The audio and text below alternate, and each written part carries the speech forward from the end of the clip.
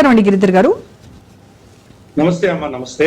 So Giridhar గారు, ఎట్టకేలకు 17 ఏళ్ల తర్వాత ఈ రోజు కోర్టు తుది తీర్పును వెలువరించింది. అంటే ప్రాసిక్యూషన్ ఆరోపణలను నిరూపించడంలో ఫెయిల్ అయింది అని చెప్పేసి కోర్టు వ్యాఖ్యానించింది. అలా అయితే దర్యాప్తు సంస్థలైనటువంటి ఏటీఎస్, ఎన్ఐఏ ఈ రెండు సంస్థలు కూడా సాక్ష్యాల సేకరణ కావచ్చు, నిర్వహణలో కావచ్చు ఏమైనా లోపాలు ఉన్నాయా? అవే ఈ రోజు తీర్పుకి దారితీస్తాయంటారు?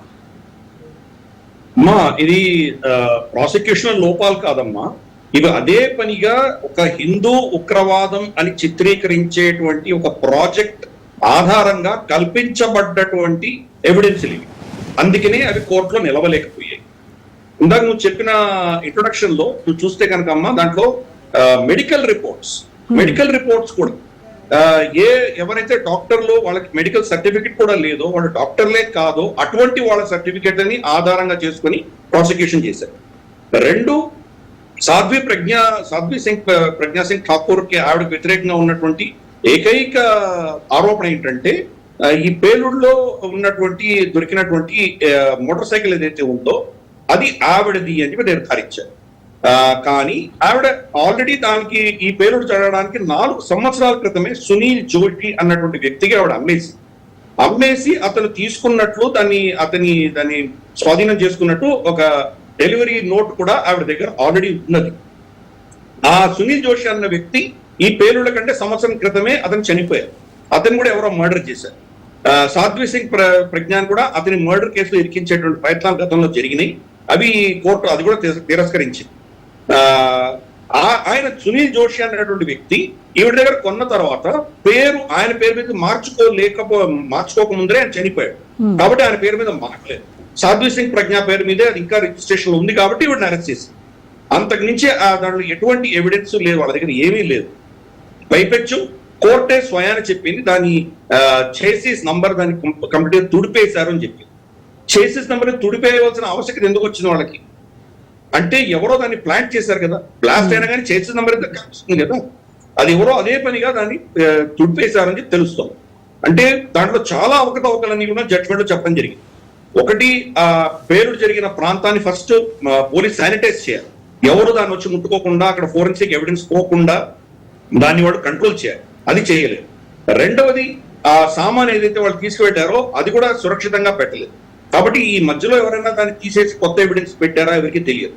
అలాగే కొల్నల్ శ్రీకాంత్ పురోహిత్ కూడా ఇంట్లో ఆర్డిఎక్స్ దొరికింది, అదే ఆర్డిఎక్స్ ని ఇక్కడ వాడారు అని చెప్తున్నారు. ఆర్డిఎక్స్ సంబంధించి తన ఇంట్లో ఎవరో అదే పనిగా పెట్టారు అని చెప్పి శ్రీకాంత్ పురోహిత్ మొదటి రోజు చెప్తున్నాడు. అంటే అతన్ని ఏదో విధంగా ఇంప్లికేట్ చేయాలి అన్న ప్రయత్నం జరిగింది. యూపీఏ హయాంలో మనం చూసామమ్మా, ఒక సాఫ్రన్ టెర్రరిజం, హిందూ టెర్రరిజం అని చిత్రీకరించేటువంటి ప్రయత్నాలు అప్పుడు జరిగినాయి. దాని భాగంగా 3 అంశాలు మనం కలిపి చూడాలి. ఒకటి, అప్పుడు సోనియా గాంధీ గారి ప్రేరణతోటి ఒక చట్టం తీసుకొచ్చే ప్రయత్నం జరిగింది. ఆ చట్టం ఏంటి, దేశంలో ఎక్కడ మతపరమైన కలహాలు జరిగినా దాంట్లో దోషులు హిందువులే అని ఆటోమేటిక్ గా నిర్ధారిస్తాము అని చెప్పేసి ఆ చట్టం ప్రపోజల్లో ఫస్ట్ గిల్ట్ అనేది హిందువులదే ఉంటుంది అని దాంట్లో వాళ్ళు ప్రపోజ్ చేశారు. అదృష్టవశాత్తు దాన్ని తీసేయడం జరిగింది.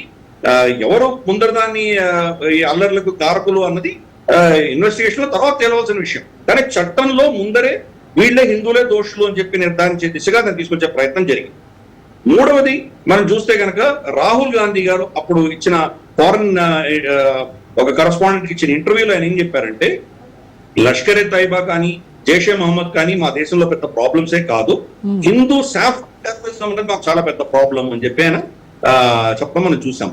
అంటే అప్పుడు అందరూ కలిసి ఒక ఏదో విధంగా హిందూ సాఫ్రన్ టెర్రరిజాన్ని మనం చిత్రీకరించగలిగితే తుష్టికర రాజకీయాలు చేసుకోవచ్చు అన్న దిశగా అప్పుడు ప్రయత్నాలు జరిగినాయి. అందుకనే ఈ రోజు కోర్టులో అది నిరూపించలేకపోయారు. అంతేకాదు కంప్లీట్ గా కాంప్రమైజ్ అయిపోయాం. పొలిటికల్ లీడర్షిప్ ఏం చెప్తే దానికి వత్తాసు పలికేటువంటి పరిస్థితి మనం చూస్తున్నాం. ఈ రోజు ఇప్పుడేదో హిందూ ప్రభుత్వం ఉంది కాబట్టి దీన్ని తప్పదోవ పట్టించారు అని చెప్పి ఆరోపణ అసదుద్దీన్ ఓవైసీ లాంటి వాళ్ళు చేస్తున్నారు. కానీ మరి వాస్తవం వచ్చినటువంటి జడ్జిమెంట్ మనకు ముంబైలో జరిగినటువంటి పేలుళ్ళు, వాళ్ళ లోకల్ ట్రైన్స్ లో జరిగిన పేలుళ్లకు సంబంధించి కోర్టు దోషుల యొక్క వాళ్ళ తప్పు అన్నది ఎక్కడ కూడా నిరూపించబడలేదు. కాబట్టి ఎక్కడ కూడా వాళ్ళని ప్రూవ్ చేయలేకపోయింది ఎన్ఐఏ అని చెప్పేసి వాళ్ళు కూడా విడుదల చేస్తారు కదా, వాళ్ళు ముస్లిమ్స్ కదా. మరి యా దాని గురించి నేను ఎందుకు మాట్లాడలేదు అంటే అప్పుడు కాంగ్రెస్ ప్రభుత్వాలు ఎంత చిత్తశుద్ధితో పనిచేసాయో మనం అర్థం చేసుకోవచ్చు. మన దేశ రక్షణ భద్రత మన అంతర్గతమైనటువంటి వ్యవహారాలకు సంబంధించి వాళ్ళు ఎంత చిత్తశుద్ధితో పనిచేశారో స్పష్టంగా అర్థమవుతుంది. అది హిందువులా ముస్లింలా అని కాదు, అప్పుడు ఉన్నటువంటి టెర్రర్ కు సంబంధించినటువంటి వీళ్ళ ప్రాసిక్యూషన్ అంతా కూడాను పొలిటికల్ గా మోటివేటెడ్ అయ్యింది. అక్కడ నీరు గార్చడము, ఇక్కడ దీన్ని ప్లాన్ చేయడం, అంటే అసలైన దోషులకు ఎటువంటి ఎవిడెన్స్ చూపించాలో, ఏ ఎవిడెన్స్ ఆధారంగా వాళ్ళకి శిక్ష పడాలో ఆ ఎవిడెన్స్ ని తారుమారు చేశారు ఆ సబర్బన్ ట్రైన్స్, లోకల్ ట్రైన్స్ సంబంధించి. అలాగే ఇక్కడ శ్రీకాంత్ పురోహిత్, సాధ్వి ప్రజ్ఞకు సంబంధించినవి హిందూ టెర్రరిజం ఏదో విధంగా వీళ్ళ మీద మోపడానికి కోసం అని చెప్పేసి ఎవిడెన్స్ ని ప్లాంట్ చేశారు. ఈ రెండు విషయాలు కాబట్టి రెండు కూడా కోర్టులలో నిలవలేదు, రెండు పడిపోయినాయి. ఇంతవరకు మనకు సంజోతా ఎక్స్ప్రెస్ లో చనిపోయినటువంటి వ్యక్తులు కానీ అక్కడ జరిగినటువంటి పేలుడుకు సంబంధించిన దోషులు ఈ రోజు దాకా ఎవరికి తెలియలేదు.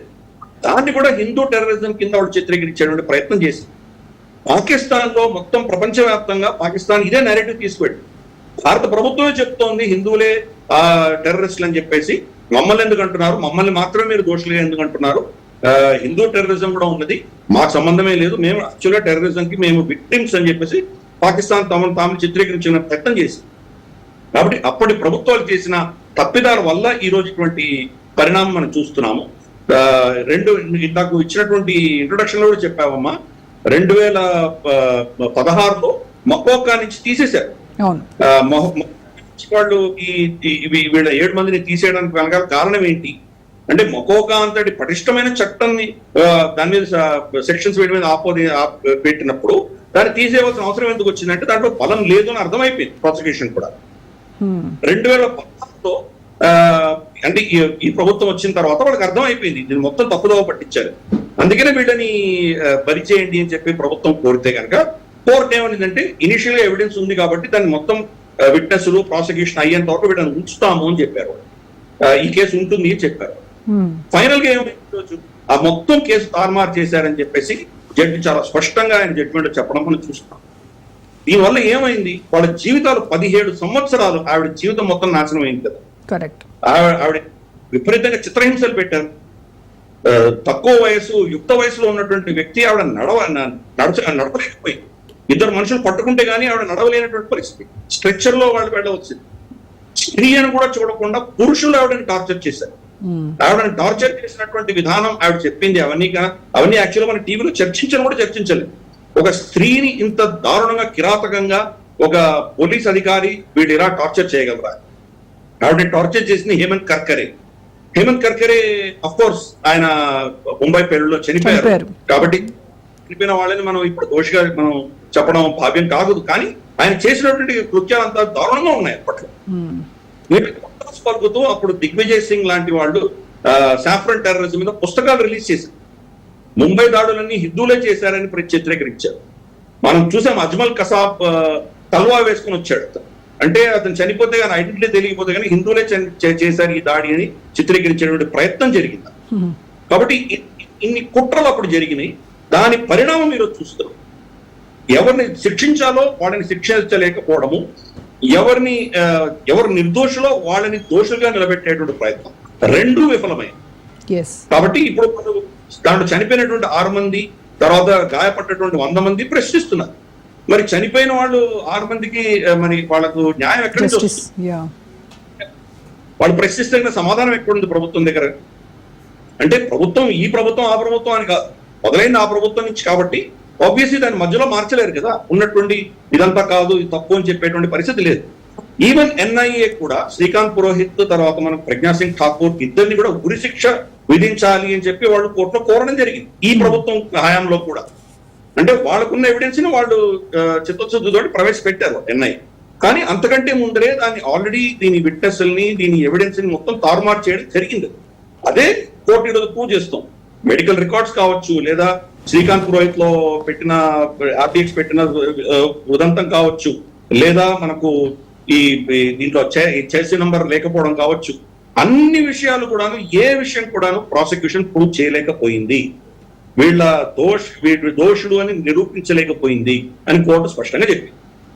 అలాగే అక్కడ జరిగినటువంటి మనకు లోకల్ ట్రైన్స్ లో జరిగినటువంటి బాంబు పేలుడులో కూడా ఇదే పరిస్థితి మనం చూస్తున్నాం. అంటే ఎంత దారుణంగా వీళ్ళు దీన్ని ముందుకు తీసుకెళ్లారో అర్థం చేసుకోవచ్చు, ఎంత పొలిటిసైజేషన్ అయితే మనం అర్థం చేసుకోవచ్చు.